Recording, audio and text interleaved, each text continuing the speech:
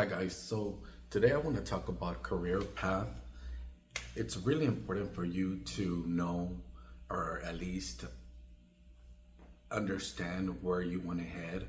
I've done, and I think I mentioned this in my other video about looking at least or planning ahead within your 5 year plan. Now, you hear 5 year plan and 10 year plan, and it's a little bit annoying when you hear that, but you do need to understand what you're good at.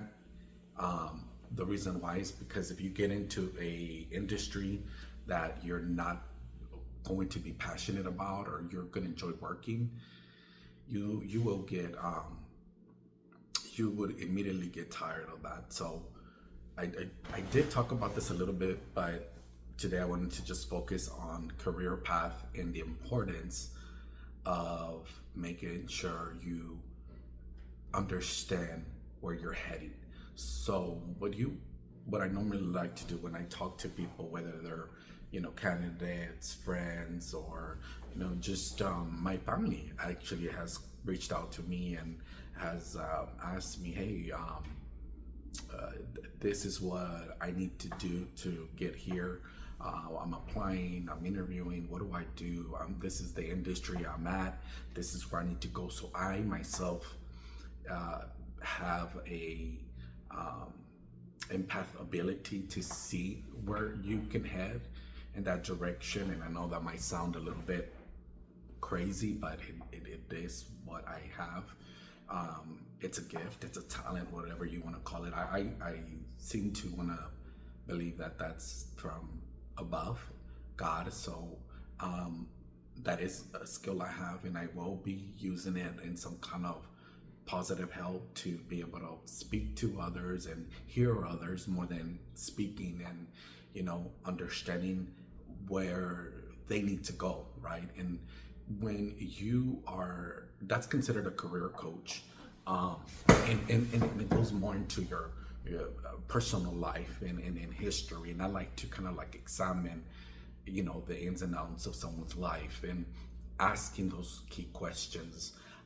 So for example, I had a friend call me and just wanted to know, hey, I have been working at a staffing agency for 10 years, and this is I'm getting tired, right? Where should I go? What do I do? So I was asking my friend, where do you see yourself in 5 years or 10 years, or what do you like to do?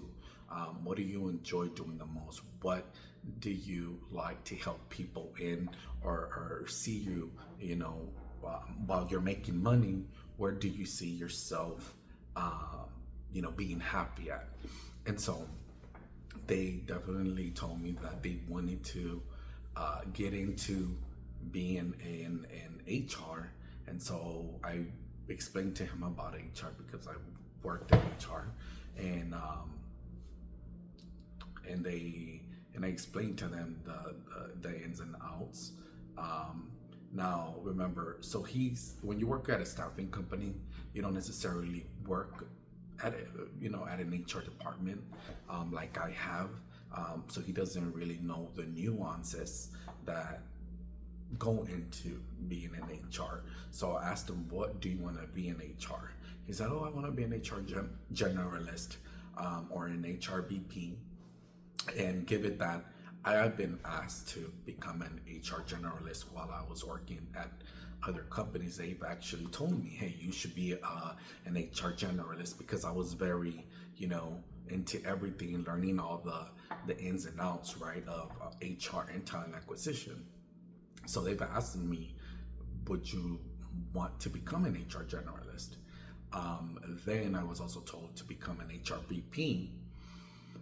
There's reasons for me not pursuing that path. Will I do it later? I don't mind it, but there's reasons for me not doing that.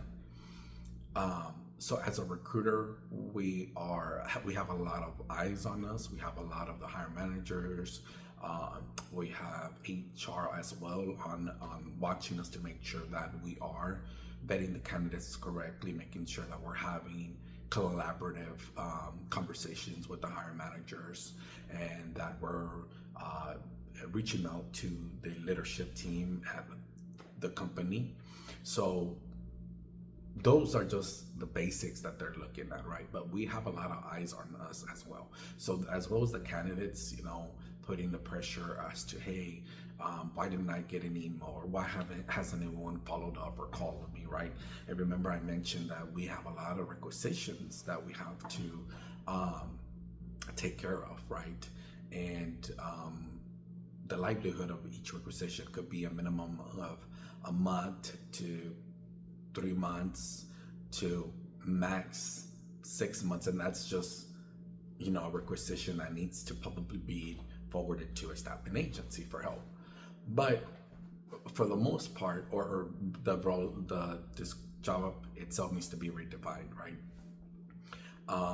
So I let my friend know that this is what you're going to get into, because remember, I've hired HR people, whether there are entry level up to senior level. I've even spoken to like a CEO at one point, or actually several of the CEOs, and that was particularly interesting. And that's what interests me about the roles, that I can talk to just people from different walks of life, right? I just like to know their stories. What are they wanting to do?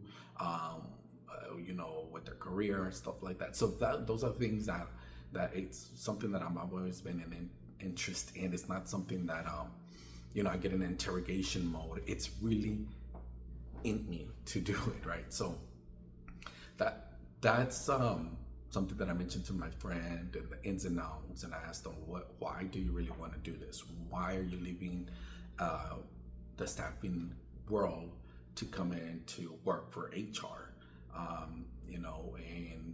And wanting to become an HR generalist, because if you don't submit all your work in due time, and if you don't schedule your appointments for candidates on time, if you don't set up onboarding, et cetera, and you have to also make sure that you're applying the laws of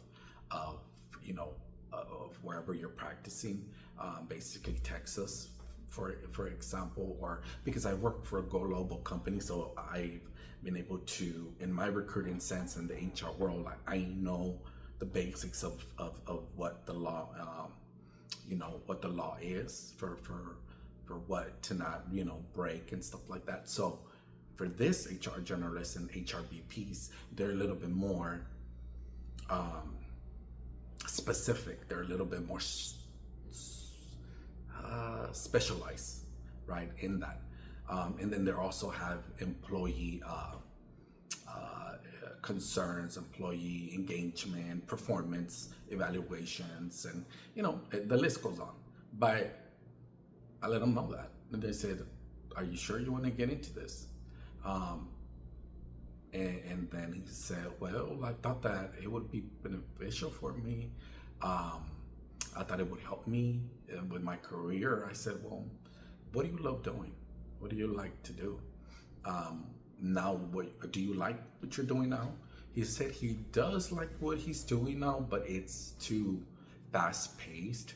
He's wanting to get more into like the corporate scenario, or not just corporate, but being a recruiter for like a set company, a big organization, and wanting to become a recruiter, whether it's in the corporate side or non-corporate side. But he wants to be set in a company, not at a staffing agency. And I said, well, is that really something you want to continue doing? And so I just kept asking questions, right, to get down to what he really wants to do. I said, so what do you really like to do? What is it that you like about doing on your daily, to-do list for this particular job? And what do you like about the money? What do you like about it? Does it give you the break for your mental health? And I just go into all of those things. And the reason why I talk about that is because when I started my career, I worked in banking and I had hectic hours. I had a family, and later on I went back to school, but I was juggling all these balls at once, being in management. I was basically, I was extremely tired because, it was a lot of work and I had to work sometimes during the weekends. It was rotational and I didn't really want to do that anymore. I did that for many years when I started my career before even banking, just working in general. Um, Even if you're working like in the retail side, you don't you don't have the luxury to be able to have your set schedule, and I didn't like that anymore because I want to make sure that I protect my mental health. My mental health was affected by that, but I still worked because I'm a hard worker and I was dedicated to the company. But nevertheless, I still it's very important to me to make sure that a company meets those expectations right now for myself. So I want to make sure that my friend will understand that too. So my friend was just letting me know that, yeah, that is something that I was thinking about because he has to work really late sometimes and he's tired of that. And they just call him on the weekends every now and then and complaining, hey, did you close this? Did you do that? So you get what I'm saying? And that's exactly why I wanted to find out what is the deep down stuff, because you're telling me the surface stuff, right? Hey, I want to do this, I want to do that, and this is why I want to do it. No, I want to know why you're doing it. Let me go down deep. Um, so definitely, he mentioned to me a lot more about why he wanted to leave the staffing world, and so I suggested to him that he start to focus his career in working at a decent company for now, corporate or non-corporate, whether those are the roles that he's going to be focusing on, and that way he doesn't have to just be in a fast-paced. Even though these companies that I work for too, in talent acquisition for HR, it's for the most part 95% of them are fast-paced, but there's 5% of them that are not. But they're never going to be as much as or as heavy as a staffing company, because a staffing company is different. They're really like, hey, move on, move on. If you worked on a job, because I worked in the staffing world myself, so when I worked there, it was like, hey, on to the next, and you weren't given the details. You had to drop everything and move on, and give it that when I started at the staffing agency, I was very successful, and I didn't want to do it. It was commission and pay. I couldn't just take a commission job because staffing companies do just commission for the most part. But I worked at a company that offered a pay, kind of like what we call a draw, where you'll collect money while you're waiting to start collecting on your commission. And I was really successful. I hadn't even started there for a few months, and I generated, hires, and it was high caliber positions, and there was a good payout. But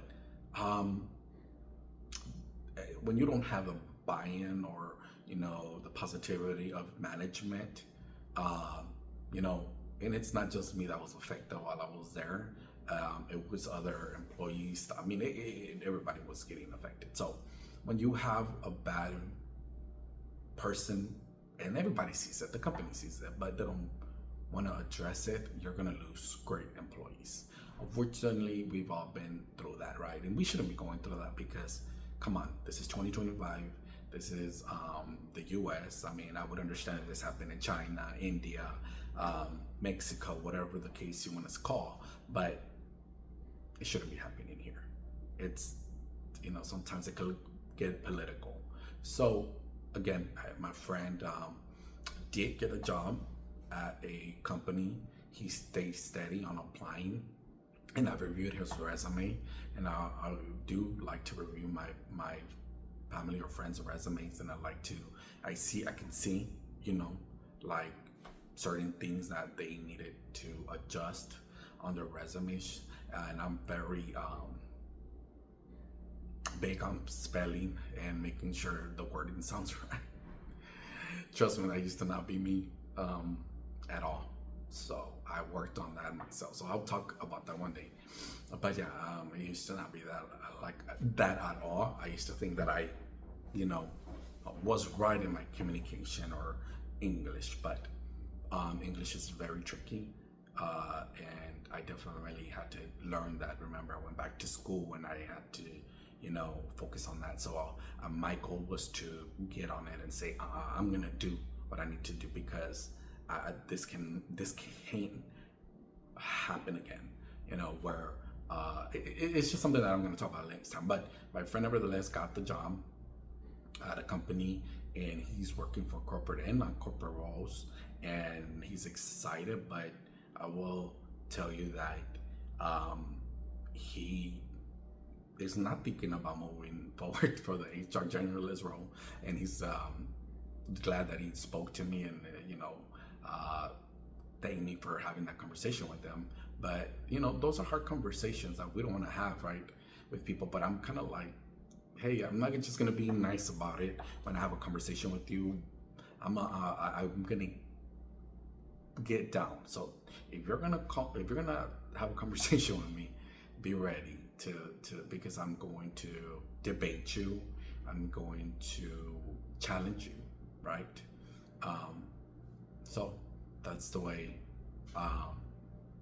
it went for him. So I'm glad. But just wanted to share that with you. Please make sure you know and understand the ins and outs before of a company, and start to understand now, right? Again, in my job market, right? Talent acquisition and HR are suffering, right? Because they're the first ones to be let go, no matter of high quality of a performer you are. No one, again, is immune. If I'm not immune, trust me, no one is immune. So to this job market, the economy is extremely bad, but let's think positive, reevaluate where you're at, and have these conversations. I think I will one day will try to set up something where I can actually have calls with people, because that's what I've been wanting to do for years, because I've already done it. I've done, you know, I've helped, you know, thousands of candidates get hired, quality, and sometimes candidates don't even know their quality, you know, and I've had her, you know, and I have to talk to them, because some people just sound very down, like they're not, and I'm like, do you not understand how good you are? Let me remind you. Let me see. That's the recruiter that I am. That's the recruiter that I am, because I know that the company is going to benefit from that candidate, and that's the recruiter that I've always been. So one day I'll do that, because I've been wanting to do that for years, but you know, I've been just busy working or busy doing other things. But I will do that, because I do want to. I know that there's a lot of people out there that would want to have this, you know, conversation where I can challenge and keep and go deep down and understand what they're really looking for. Because sometimes you're confused. I've been confused, right? But the reason why I've always been analytical, right? Since I could remember, you know, since I was a kid, I was analytical. I analyzed everything. I always, and people are like, hey, I think you're, you know, that's a little bit too analytical. I've always been that way, so it's why. So to me, it doesn't come as a stress, because I've always done it, and I probably stress myself out. But no, I don't regret it. I think that's part of who I am today, right? And I don't regret who I am today, because this is why I was able to work for the best Fortune 500 companies out there, and I was able to, you know, get back to school and work on my MBA, and you know, have a great, you know, companies, the tenure, but being resilient, is a part of it too. But there's a lot of aspects that go into it. But being analytical, believe it or not, is something that will help. But anyway, I hope this helps. Please subscribe, forward this to whoever may, and I hopefully may need the help. And yeah, I appreciate it. Thank you. Bye.